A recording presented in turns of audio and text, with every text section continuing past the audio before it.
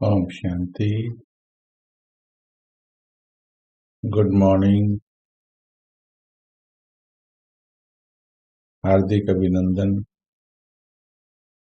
अव्यक्त वाणी पाठ्यक्रम पार्ट 70 में आप सभी का हार्दिक स्वागत है।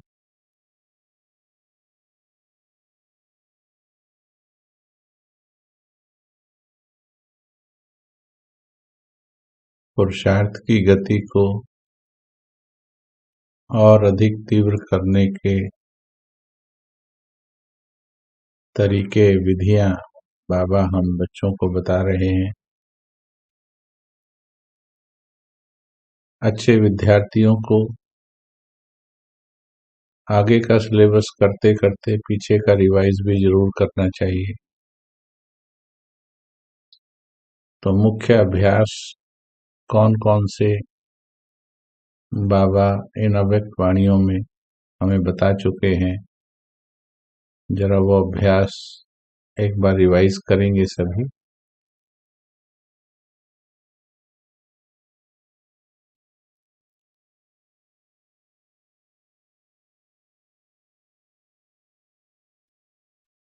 कौन से अभ्यास बताए? जैसे बाबा ने कहा, एक बाप और दूसरा बिंदी।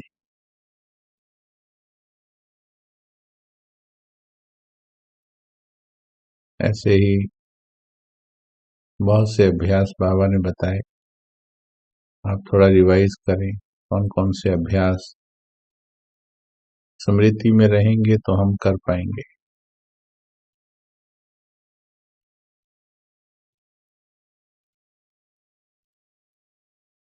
आवाज से परे जाना है, मुझे वाणी से परे जाना है। बहुत सुंदर। मस्तक में टिकना है, मस्तक में टिकना है दृढ़ता से। कोई भी अभ्यास दृढ़ता से सफल होता है। एक सेकंड में फरिश्ता, एक सेकंड में बिंदु।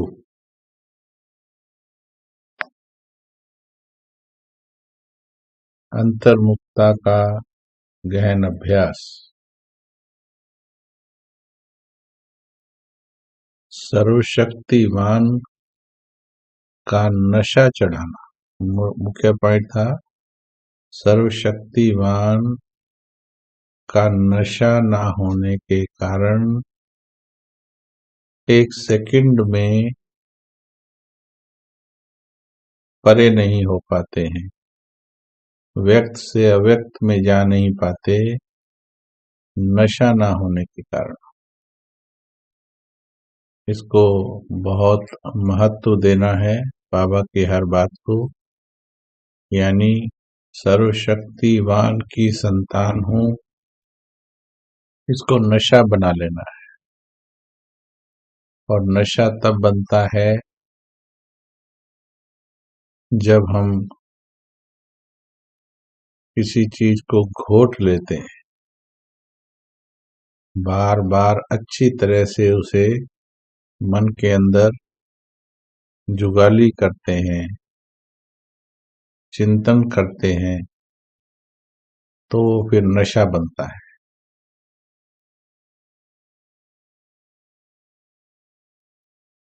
मैं बिंदी हूं, बाप भी बिंदी है। बिंदी का महत्व बताते हुए बाबा ने कहा था,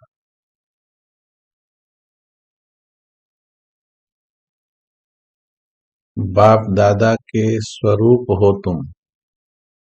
सभी से बाप दादा का स्वरूप दिखाई दे, यानी मास्टर बाप दादा।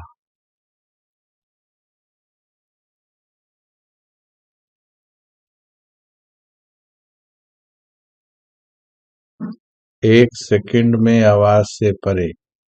इसमें एक सेकंड को बहुत महत्व देकर के समझना है, क्योंकि यही अंतिम परीक्षा होगी। एक सेकंड में किस प्रकार से हम न्यारे हो सकते हैं। तो सारे बंधन पहले से ही तोड़कर एवर रेडी हो जाएं, ताकि एक सेकंड में डिटैच हो पाए।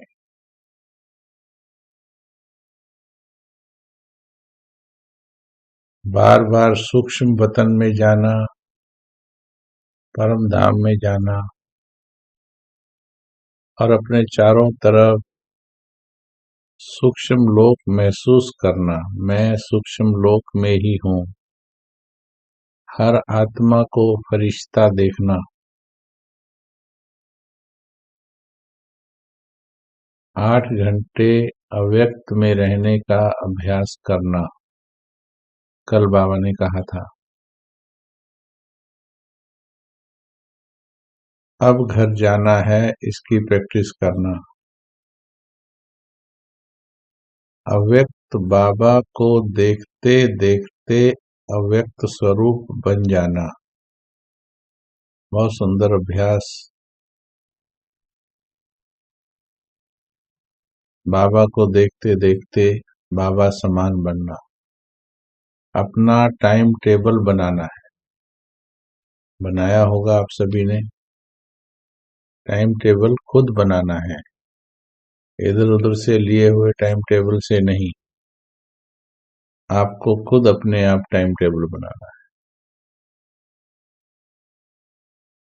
चलिए, बहुत अच्छा है।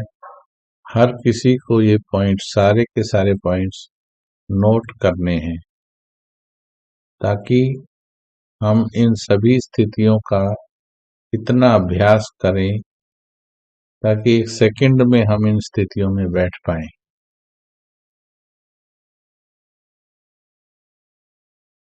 और वो अभ्यास हमारा नुमा शाम में भी चल रहा है, अब अमृत वेला में भी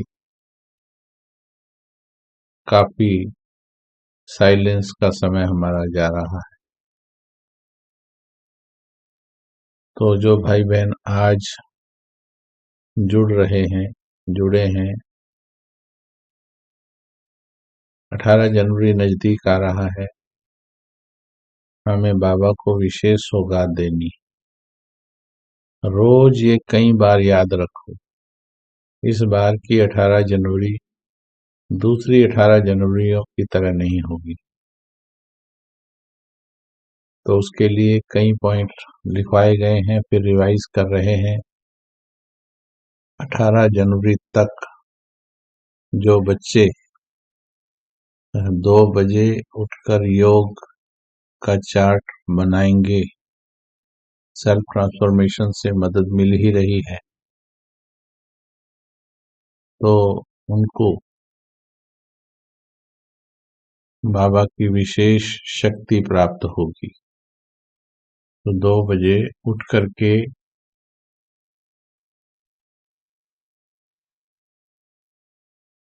हमें बाबा के पास बैठना है। अभी धीरे धीरे हमें वाणी से पार जाना है, इसलिए साइलेंस की ओर जा रहे हैं। और ये सभी को अभ्यास करना ही है, करना ही है। सर्वोत्तम अभ्यास है ये। ब्रह्मा बाबा कुटिया में बैठकर क्लास के समय एक गीत बाबा चलाया करते थे, लेकिन कुटिया में बैठकर गीतों से योग करते थे या एकांत में दिल की प्रीत से योग था या गीत से योग था, क्या कहेंगे?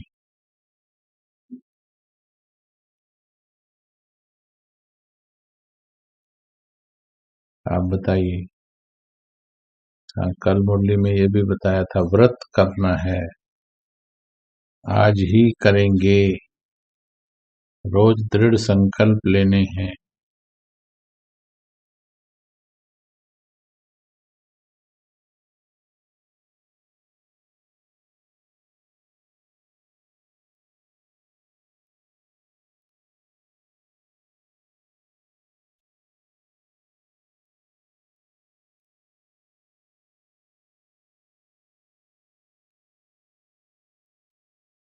बाबा प्रीत से करते थे, एकांत में करते थे, और सच्चा प्यार वही है। तो अब बहुत समय हो गया, अब बच्चे नहीं रहना है, अब हमें वानप्रस्थी की ओर जाना है, और वानप्रस्थी की ओर फिर गीत और संगीत, म्यूजिक, इनसे अलग वो तपस्या होती है।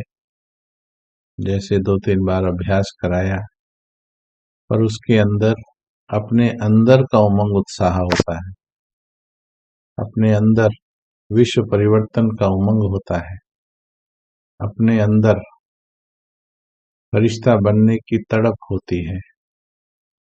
तो अपने अंदर का ही उमंग उत्साह उसमें बहुत होता है। तो इसलिए हम भी बाबा के समान ही पहुंचना है जल्दी से, तो बाबा की तरह ही योग करेंगे, बाबा के पास बैठेंगे, बाबा को अंडरस्टैंड करेंगे।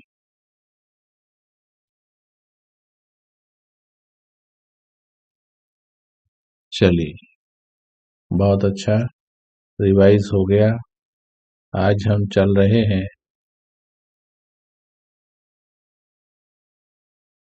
मुरली पर। ये मुरली है हमारी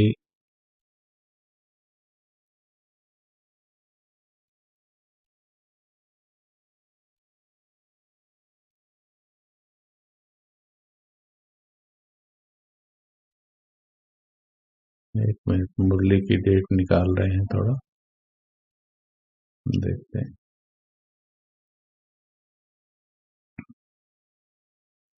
29 जून 1970, 29 जून 1970 की मुरली है।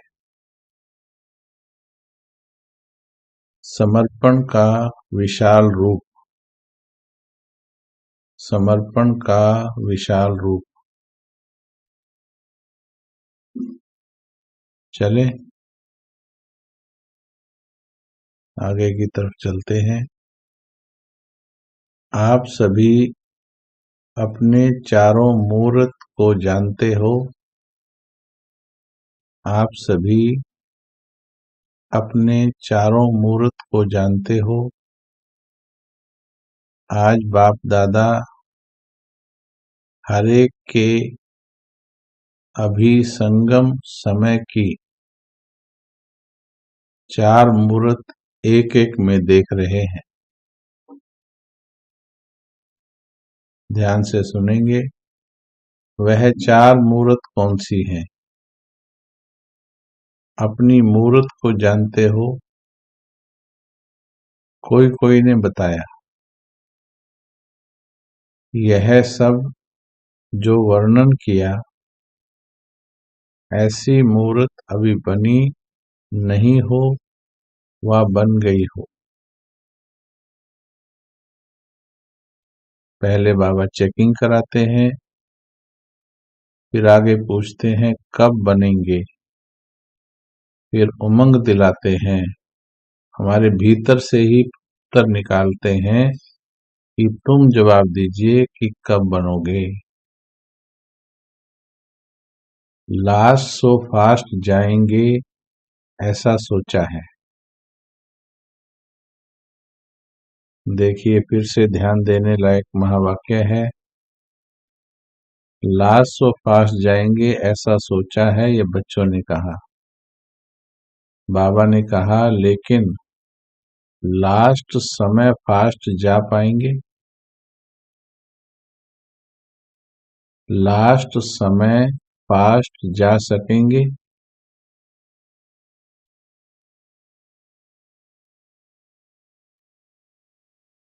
क्या कहते हैं? क्या लास्ट समय में फास्ट जा पाएंगे? अगर पहले से अभ्यास नहीं किया तो क्या लास्ट समय में पास जा पाएंगे? उत्तर सभी जानते हैं कि एग्जाम की तैयारी एग्जामिनेशन हॉल के भीतर नहीं होती है। वो तैयारी पहले से करनी होती है। इसलिए बाबा ने कहा लास्ट सो फास्ट।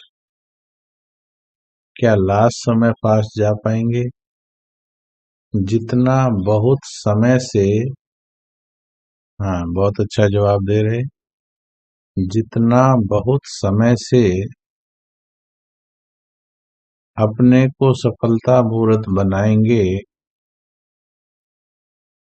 उतना ही बहुत समय वहां संपूर्ण राज्य के अधिकारी बनेंगे।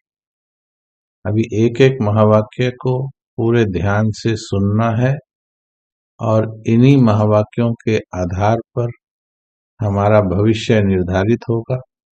एक भी महावाक्य को हल्का नहीं लेना है, क्योंकि भगवान जब हिसाब किताब लेगा धर्मराज के रूप में, फिर वो एक एक संकल्प का हिसाब लेगा।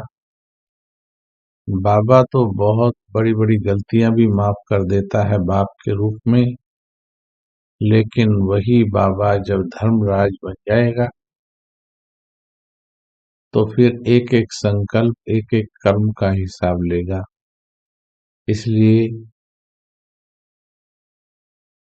हमें पहले से ही, बाबा ने कहा, बहुत काल का अभ्यास होगा। जल्दी से परिवर्तन करना है, ताकि काफी समय का अभ्यास होगा तो फिर सतयुग में भी उतना ही संपूर्ण राज्य के अधिकारी बनेंगे।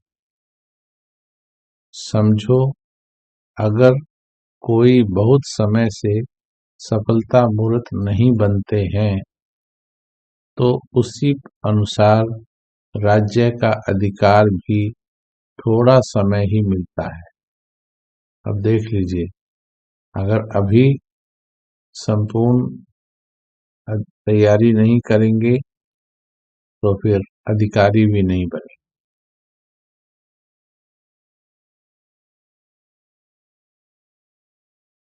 जो बहुत समय से जो बहुत समय से संपूर्ण बनने के पुरुषार्थ में, अंडरलाइन करेंगे, जो बहुत समय से संपूर्ण बनने के पुरुषार्थ में मगन रहते हैं।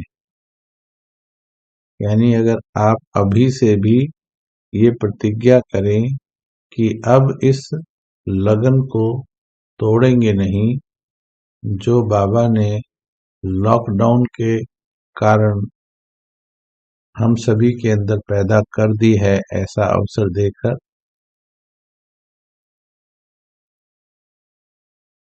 तो अभी से भी जो अभ्यास करेंगे बहुत समय का, तो क्या होगा,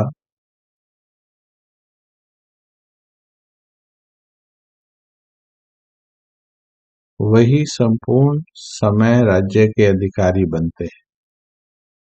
चार मूर्त कौन सी देख रहे हैं?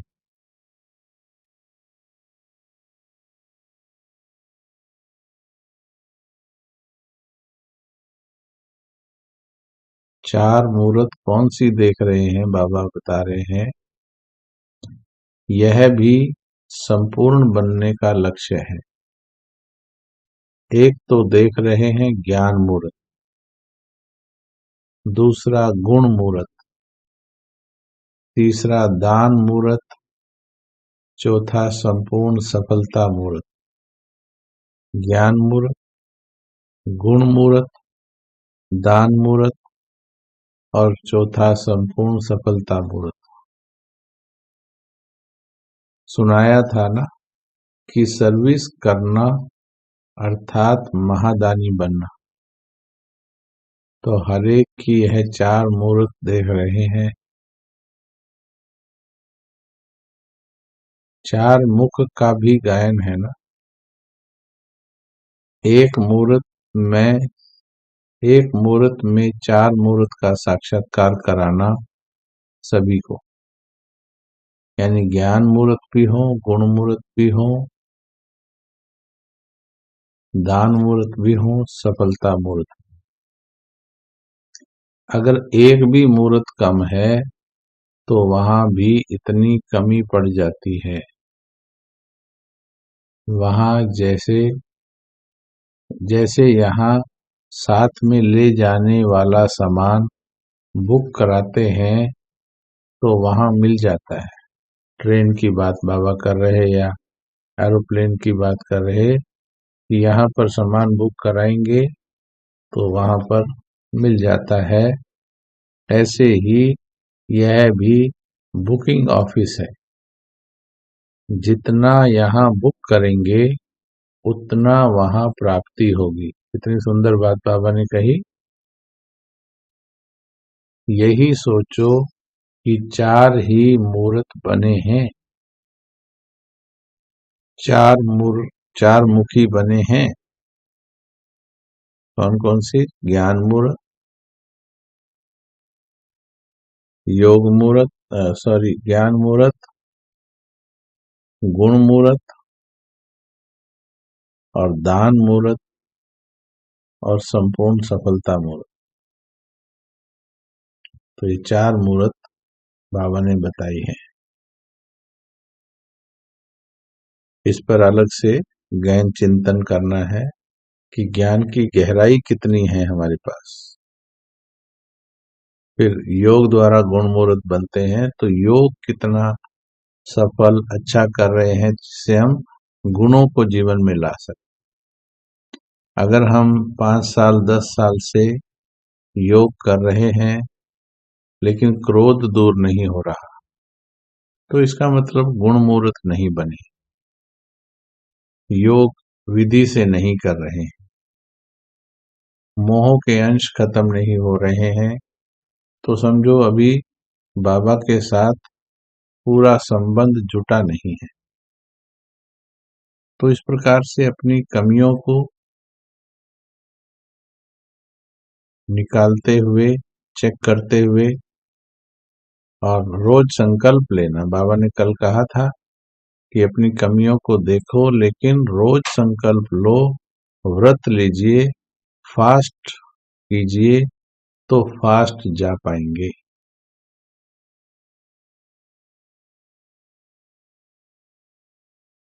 तो आप संपूर्ण मूर्त बनने के लिए क्या लक्ष्य सामने रखेंगे? संपूर्ण मूर्त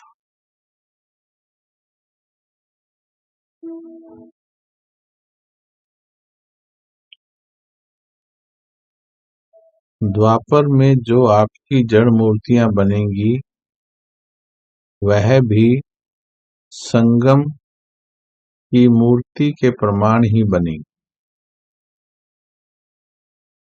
समझा? इस पॉइंट को भी समझेंगे।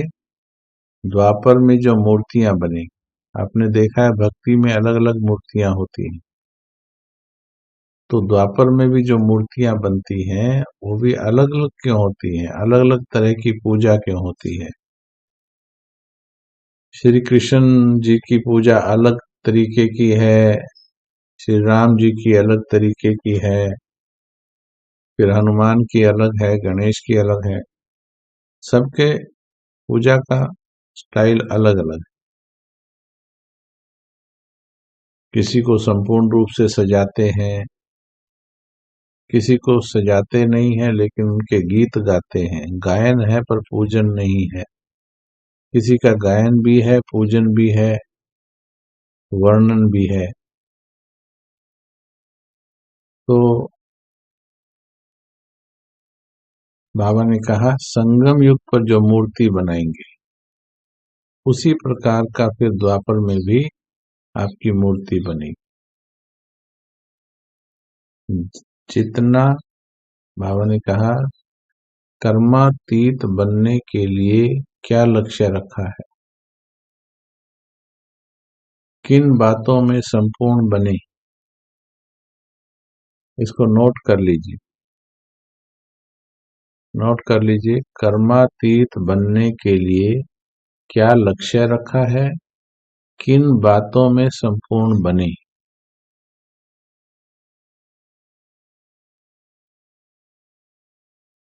शब्द तो समर्पण, संपूर्ण शब्द तो एक है, लेकिन कितना विशाल रूप से धारण कर ऐसे बने हैं। सर्व समर्पण के लक्ष्य से ही संपूर्ण बने, सर्व समर्पण के लक्ष्य से ही संपूर्ण बने। जितना समर्पण उतना संपूर्ण, लेकिन समर्पण का भी विशाल रूप क्या है। जितना विशाल रूप से इसको धारण करेंगे उतना ही विशाल बुद्धि भी बनते और विश्व के अधिकारी भी बनते। कहने का भाव ये है मीठे भाई बहनों कि समर्पण की परिभाषा की गहराई में जाना है और जो सूक्ष्म समर्पण बाबा ने किया उसी प्रकार का समर्पण हमें भी करना है। अब हर किसी को 18 जनवरी तक मीठे बाबा के गुणों का अभ्यास करना है। कल एक गुण पर हमने बताया था, कई बार हम कहानी के रूप में सुन लेते हैं। जरा आप बताइए कौन सा गुण बताया था और उससे अब आपने प्रेरणा क्या ली है, बताइए। और 1 मिनट बैठकर सच्चे दिल से बाबा जैसा बनने का संकल्प लेकर के लिखेंगे तो ज्यादा लाभ होगा।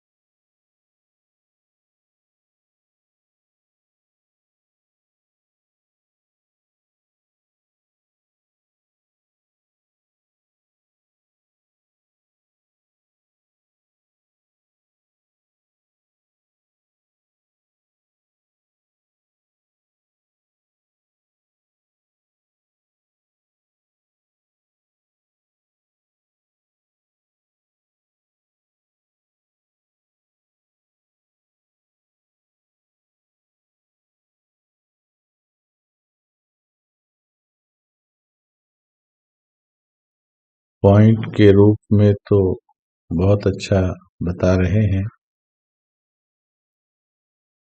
लेकिन बनेंगे कैसे, कब बनेंगे, ये थोड़ा चिंतन करना है।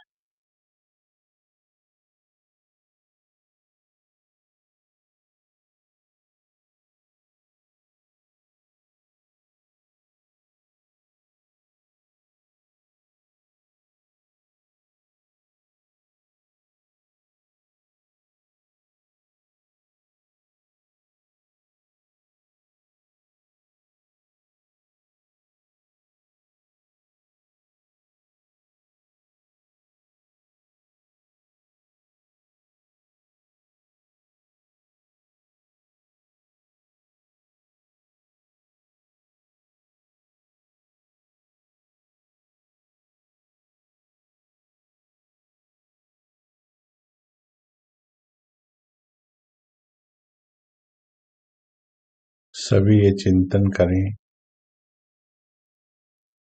क्या मैं ब्रह्मा बाप के समान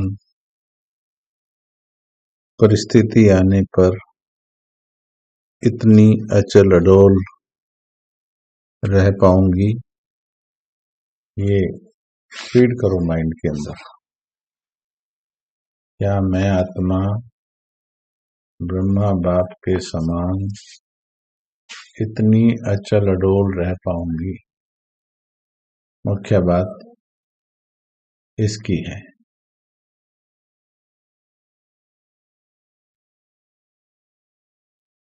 किसी भी गुण को सिर्फ सुन लेना, किसी भी गुण को सिर्फ सुन लेना नहीं, बाप समान बनने का बार बार दृढ़ संकल्प लेना है।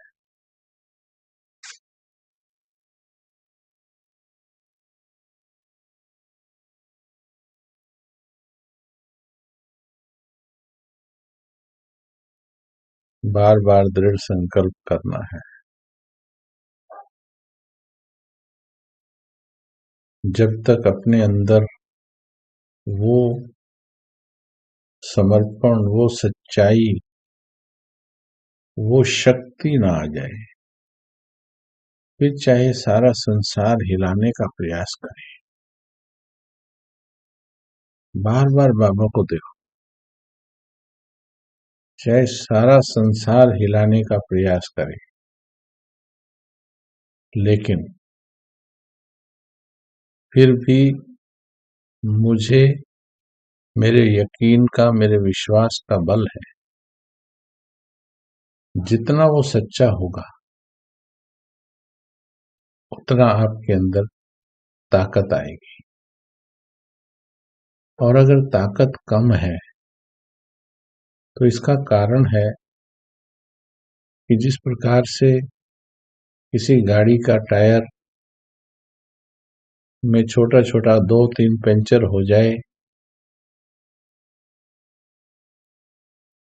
तो धीरे धीरे उसकी शक्ति, हवा कम कर देता है वो। ठीक ऐसे ही यदि निश्चय में कहीं कमी है तो ताकत में कमी आ जाती है। फिर दूसरे देहधारी या जीवन की परिस्थितियां जीत जाती हैं, विचलित कर देती हैं, समर्पण भाव में कमी ला देती हैं। और इस समर्पण के लिए गृहस्थी में है या कुमार कुमारी है, इससे कोई ज्यादा फर्क नहीं पड़ता। ये मन की समर्पण की बात है। कितने ही गृहस्थियों ने बहुत अच्छे समर्पण किए हैं और कई कुमार कुमारी भी नहीं कर पाए। तो हे आत्मन, ब्रह्मा बाप के इतने सुंदर उदाहरण से अगर हम अचल अडोल रहना सीख लें कि कुछ भी हो जाए, चाहे दुनिया इधर की उधर हो जाए, ऐसे संकल्प करना है, चाहे दुनिया इधर की उधर हो जाए, कुछ भी हो जाए, परंतु मुझे ये मस्तक छोड़ना नहीं है। मुझे इस मस्तक से अलग नहीं होना है। ये सिंहासन ही मुझे भविष्य का सिंहासन दिलाएगा। इस जन्म में कुछ ऊपर नीचे होता है, कुछ लाभ हानि होता है, तो बाबा ने कहा है बच्चे सहन करना पड़ेगा, सहन करना पड़ेगा। और कर लीजिए। कभी 1,00,000, 2,00,000, 4,00,000, 10,00,000 का ऊपर नीचे हो गया तो परवाह नहीं कीजिए। ब्रह्मा बाबा ने जब अपना बिजनेस, दूसरा बाबा का उदाहरण बता रहे हैं, ब्रह्मा बाबा ने जब अपना बिजनेस फोल्ड किया तो बाबा की मेहनत भी अच्छी थी उसमें, बाबा का गुण, परखने का गुण उसमें बहुत अच्छा लगा था बिजनेस में, फिर भी पार्टनरशिप में था। तो बाबा ने कहा, मैं लड़ाई थोड़ी की उसके साथ, मैंने झगड़ा थोड़ी किया। बाबा ने कहा जो आपको लगे, बल्कि वो कह रहे थे कि बंद नहीं करो। तो बाबा ने कहा कि नहीं, अब मुझे वैराग्य आ गया है और प्रेरणा आ रही है, आपको जो उचित लगे वो दे दो। तो उन्होंने जो दे दिया उसी से यज्ञ की शुरुआत की बाबा ने। तो कई भाई बहन थोड़े से धन के कारण, थोड़ी चीजों के कारण, जमीन प्रॉपर्टी के कारण अपना संगम खराब कर लेते हैं। वो देहधारियों के साथ इतना उलझ जाते हैं, फिर वो बाबा की याद में भी विघ्न बन जाता है। तो इसलिए ये गुण भी बाबा से हमें सीखना है। प्यार से बात करके अगर कुछ मिलता है, मिल जाता है, बहुत अच्छा है, उसे यज्ञ में लगा देना चाहिए। लेकिन झगड़ा करके मन की शांति और संगम का समय खराब करके कुछ लिया भी तो लिया कम, खोया ज्यादा। क्योंकि भगवान की याद के पल हमने, कईयों ने तो वर्षों खराब कर दिए। इसलिए बाबा से ये गुण भी हमने सीखना है। प्रॉपर्टीज के लिए और उसके लिए भले अपना जो अधिकार बनता है वो भले लीजिए, लेने से मना नहीं कर रहे, बाबा ने भी मना नहीं किया है, लेकिन स्थिति खराब करके नहीं लेना है। जो आपके भाग्य का हो, ध्यान से सुनिएगा, जो भाग्य में होगा वो भाग कर तुम्हारे पास आएगा। जो भाग्य में होगा वो भाग कर तुम्हारे पास आएगा। जो भाग्य में नहीं होगा वो तुम्हारी भुजाओं से, तुम्हारी जीवन से भाग जाएगा। जिसको तुमने पकड़ा भी होगा तो भी भाग जाएगा। और अगर भाग्य में है, भगवान की याद में आप स्थित हो, तो जो आ रहा है वो आपके भाग्य का है। जो छीन रहे हैं, छीना झपटी करनी पड़ रही है, वो भाग्य का नहीं है, वो हिसाब किताब बन रहा है। आपके भाग्य का आपको स्वतः मिलेगा ही। ये ड्रामा 100% कल्याणकारी है, 100% कल्याणकारी। परंतु धैर्य रखना पड़ता है। देखिए, अचानक जब हमें लाभ हो जाता है तो हम बड़ा स्वीकार कर लेते हैं कि ये मेरे भाग्य का है। 10 रुपए की टिकट खरीदी किसी ने और उसमें 10 लाख की लॉटरी निकल गई, तो वो समझता है ये मेरे भाग्य का है, अचानक मिला है।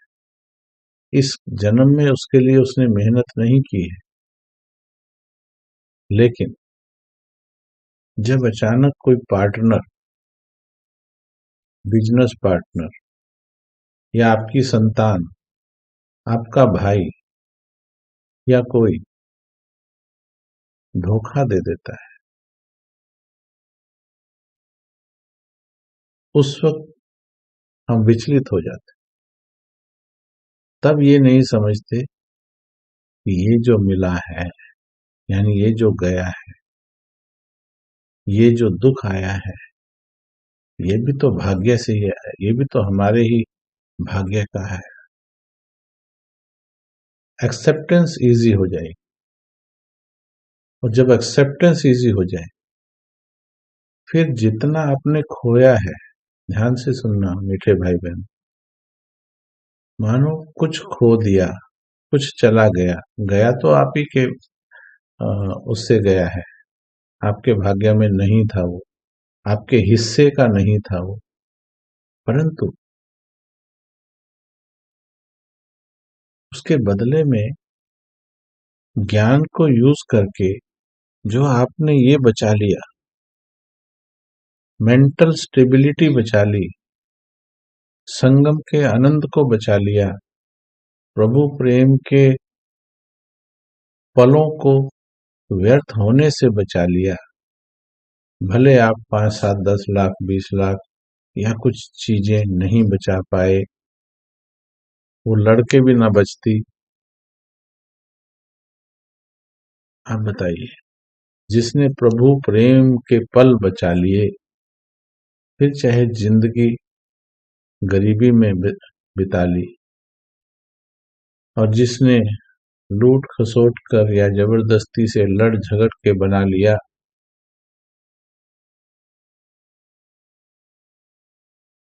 तो फायदे में कौन रहा? मृत्यु के समय फायदे में कौन रहा?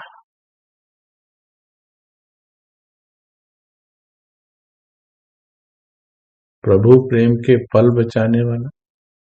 भले गरीबी में बिता लिया हो, भले कम में बिता लिया हो, भले गाड़ी छोटी होगी या नहीं हो, भले ही कमरा मकान भी छोटा सा होगा, भले ही कपड़े अच्छे नहीं होंगे, क्वालिटी के नहीं होंगे, भले ही जहाजों में घूमना ना मिला होगा, पर प्रभु प्रेम के विमान में उड़ना मिला।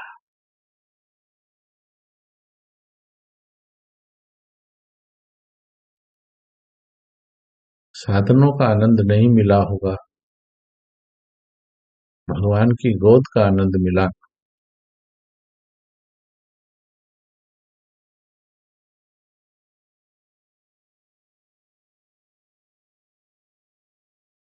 तो जीत किसकी हुई?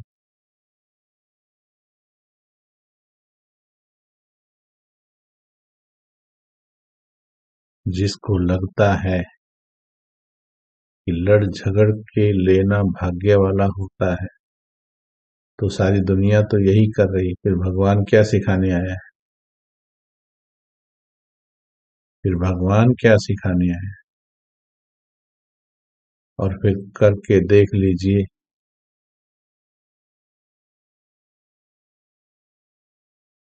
परंतु मृत्यु के दिन या मृत्यु के नजदीक के दिनों में एहसास होता है, कईयों को तो वो भी नहीं होता है, कि मैंने क्या कमाया। आज भी अगर संसार के 800 करोड़ लोगों के पास जाएं, चाहे आप महलों वालों के पास जाओ या फिर झुग्गी झोपड़ी वालों के पास जाओ, ज्यादातर लोग संतुष्ट मिलते हैं या असंतुष्ट मिलते हैं।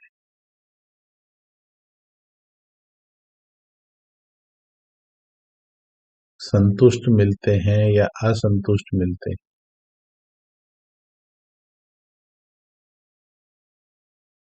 बताइए, आज बाबा के इस गुण को समझिए। गुण के ऊपर अच्छी तरह से चिंतन करना है, सिर्फ कहानी नहीं पढ़नी।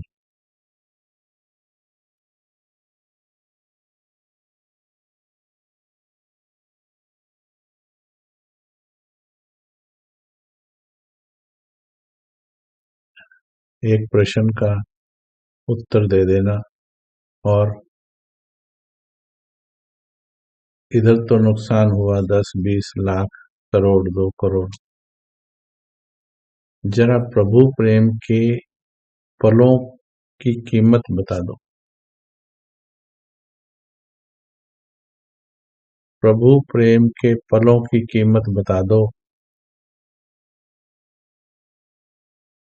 प्रभु प्रेमी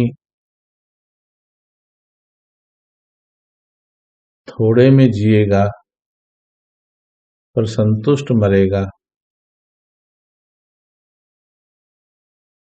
जिसने छीना झपटी से इकट्ठा किया है, भले ही वो आपको लग रहा है कि मेरा है, पर उस छीना झपटी में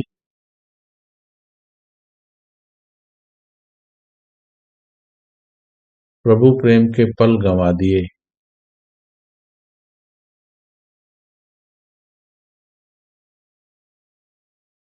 तो खुद विचारिए, समझदारी की या क्या किया। हे आत्मन, ब्रह्मा की पर्सनैलिटी से सीखिए। सीखना है हमें, सीखना है। संगम में ही भगवान मिलता है। भगवान के साथ योग लगाने के पल सिर्फ संगम में मिलते हैं। इसलिए संगम के एक एक पल की कीमत जाननी।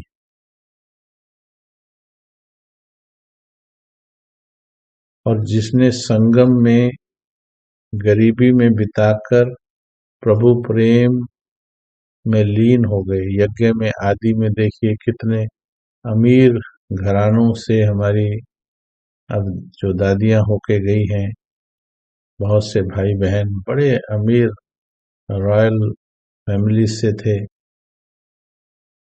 लेकिन सब छोड़कर बाबा के पास आ गए और बाबा के पास बेगरी पार्ट भी बिताया।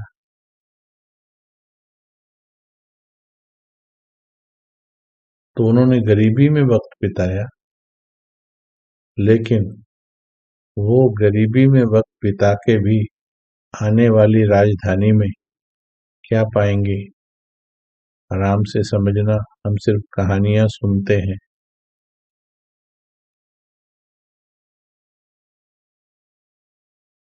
न्यूज़पेपर की तरह नहीं पढ़नी बाबा की कहानी। बाबा की कहानी आत्मसात करनी है ज्यादा से ज्यादा।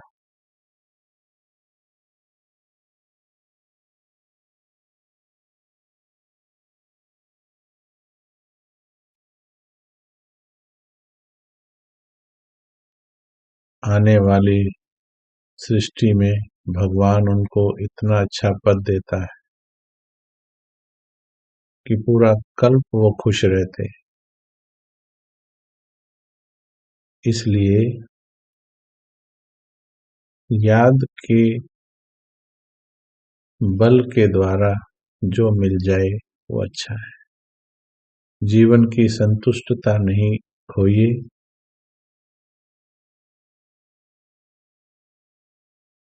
प्रभु प्रेम के पल को बर्बाद न कीजिए। अगर 18 जनवरी को बाबा को कुछ देना है तो ये दीजिए, उसके जैसे बनकर आप दिखाइए। 2 रोटी खाने के लिए है, तो अगर कोई झगड़े चल रहे हैं, किसी के साथ मन मुटाव चल रहे हैं, आज क्षमा कर दीजिए। अपने मन को हल्का कर लीजिए। किसी ने तुम्हारा ना लिया है, ना तुम्हारा ले सकता है। कोई तुम्हारे भाग्य का नहीं ले सकता। मेरे से 50 लाख की अनुभव बताते हैं शॉर्ट में। 50 लाख की कुछ वस्तु ले ली किसी ने, शॉर्ट में बताते हैं। परंतु मैंने प्रभु का प्यार चुन लिया। एक बार क्रोध आया, एक बार कुछ बोला, बाद में रियलाइज हो गया कि नहीं, ऐसे रोज क्रोध करूंगा तो भगवान से दूर हो जाऊंगा। उसके बाद संतुष्टता धारण कर ली, और आज 10 वर्षों के बाद भी ऐसा लगता है बहुत समझदारी का निर्णय कर लिया था, जो 10 सालों में पद्मों की कमाई जमा कर ली।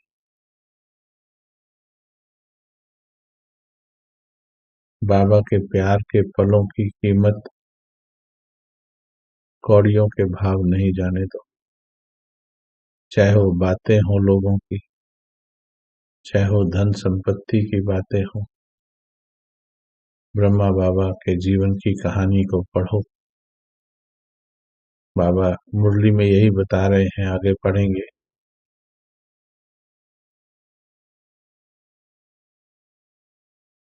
कि संपूर्ण समर्पण क्या है।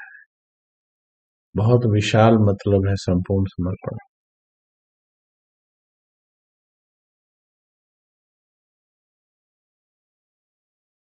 चलिए बाबा के इस गुण को महसूस करेंगे। मीठे भाई बहनों, 18 जनवरी तक बाबा के गुणों को रोज हम कोई ना कोई गुण लेंगे। अभी बाबा के गुणों को बाप समान बनना है, और उससे प्यार करते हो तो उसे आत्मसात करना है। उसे मुझे इस 18 जनवरी से पहले धारण करना है, तब हमें कोई सौगात दे पाएंगे। रोज अपने योग के घंटे बढ़ाओ, अव्यक्त स्थिति के घंटे बढ़ाओ, अंतर्मुखता बढ़ाओ, मन का मौन बढ़ाओ, और बाबा के जीवनी को बार बार अध्ययन करो। जो भी गुण बताए जा रहे हैं उसे पूरा करना ही है, मुझे धारण करना ही है,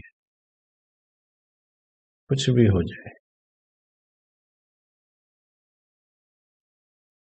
ठीक है, चलिए मास्टर ब्रह्मा बनकर बैठ जाइए, बहुत अच्छा लगेगा। मास्टर ब्रह्मा फील कीजिए, ब्रह्मा बाबा का स्वरूप देखें मेरे अंदर लोग, ऐसा हम बन जाएं।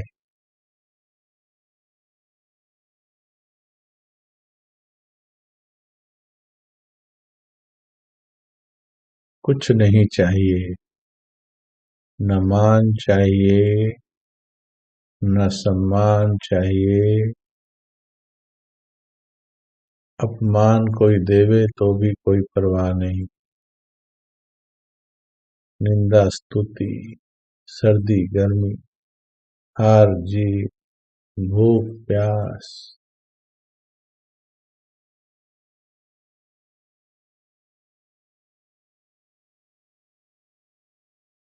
सब में एक समान।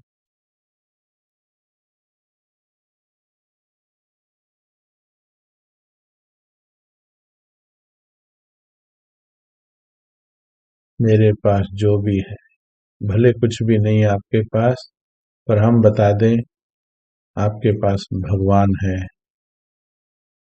देख लो अपना अकाउंट खोलकर, आपके पास भगवान है। चाहे कुछ भी नहीं है, चाहे लूट कर ले गया कोई आपका सभी सब कुछ, धोखा दे दिया किसी ने, दुर्योधन ने अक्षौणी सेना चुन ली थी, अर्जुन ने निहत्थे कृष्ण का हाथ पकड़ लिया था,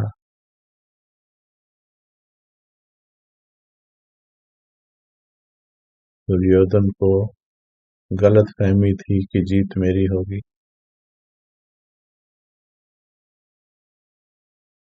जीत उनकी है। भगवान जिनका साथी है।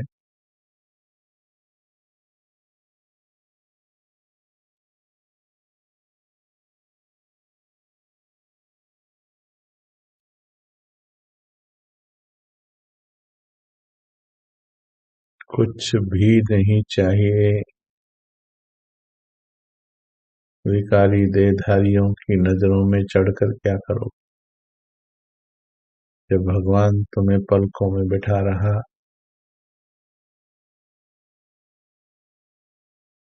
जब उसने कह दिया कि तुम तो मेरे दिल में समाये,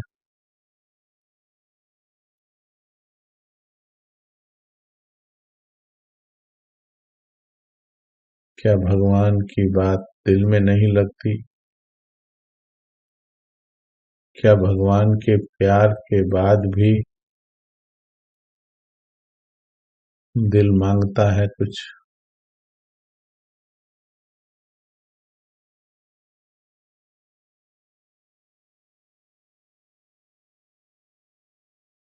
तो फिर क्या ज्ञान समझा है?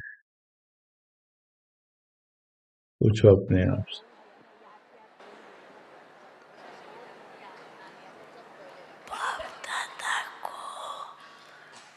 तो हर एक बच्चा दिल में समाया हुआ है।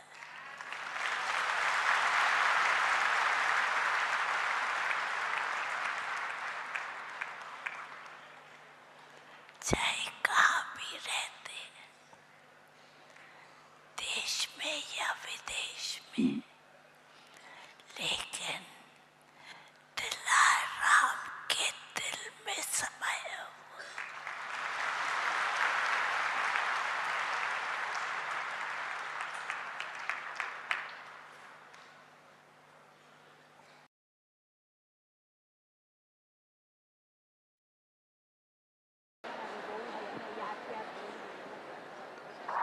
चाहे कहाँ भी रहते, दादा को देश में या विदेश में, बच्चा दिल में समाया हुआ है।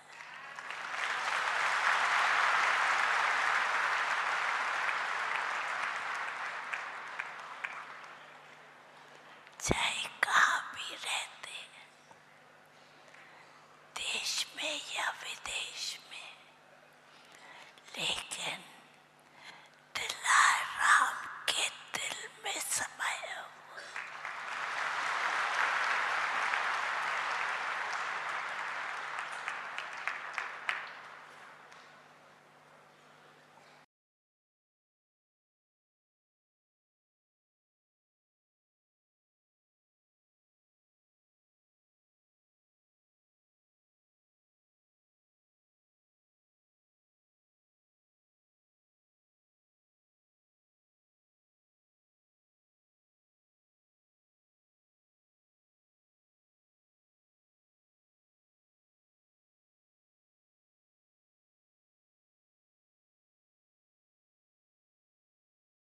लोगों की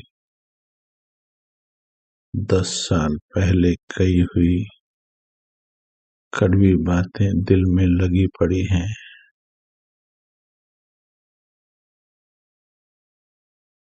अगर भगवान की कही हुई बस ये 2 बातें दिल को लग जाएं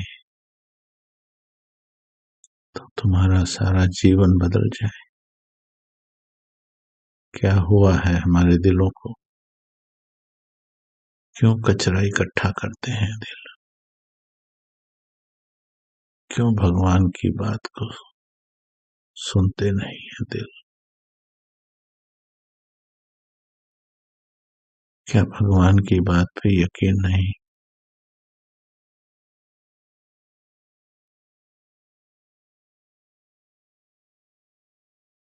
भूखे मर जाओ, ये भगवान की जिम्मेवारी है। पेट में रोटी ना हो तो भी दिल में बाबा रखो। दिल में जिसके बाबा है, चाहे पेट में रोटी ना हो, रोटी की जिम्मेवारी उसकी है। बाबा बाबा करते मर जाओ, शरीर त्याग दो, 5 दिन जी लो। 100 वर्ष की जिंदगी से अच्छे हैं प्रभु प्यार के 2-4 दिन, प्यार के 2-4 दिन।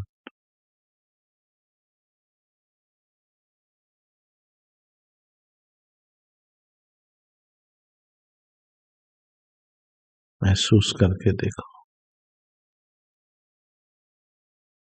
रोटी कपड़ा मकान देना होगा तो खुद देगा वो, प्यार के बदले में तो नहीं। तुम्हें क्या लगता है वो निर्दयी है? तुम्हें क्या लगता है तुम मुझसे ज्यादा समझदार हो? तुम्हें क्या लगता है वो वायदा नहीं निभाता है?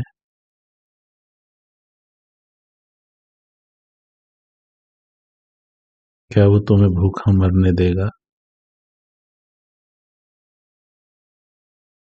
लौकिक बाप जब भूखा नहीं मरने देता तो ये करुणा का सागर तुम्हें भूखा कैसे मरने देगा? पूरे संसार में घूम कर आओ और एक मिसाल लेकर आओ, केवल एक, जो ये कह दे कि मैंने भगवान को सच्चा प्यार किया पर उसने मुझे भूखा मार दिया। एक मिसाल लेकर के आओ। इस चीज की चिंता करते हैं।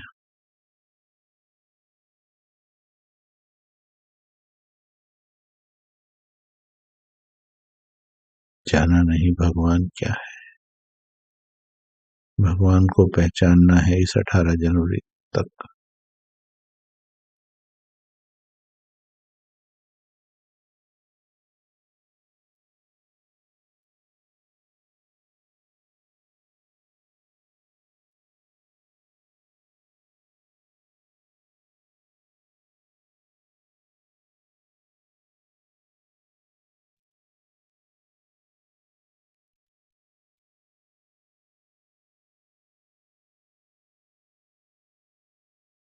ओम शांति। ओम शांति। ओम शांति।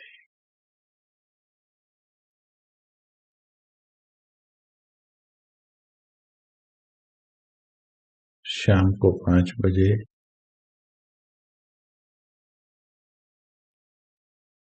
अव्यक्त अभ्यास में मिलेंगे। अभी हमें कोई जरूरी काम है, आप जिनको समय है 10-15 मिनट इसी समर्पण के एहसास में बैठना। बाबा की बात बार बार अंदर से गूंजनी चाहिए, बच्चे तुम मेरे दिल में समाये हो, तुम मेरे दिल में समाये हो, तुम मेरे दिल में समाये हो, बार बार गूंजनी चाहिए। फिर देखो अंदर से कितना आनंद आएगा।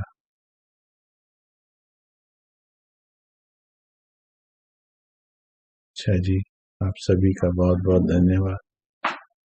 ओम शांति।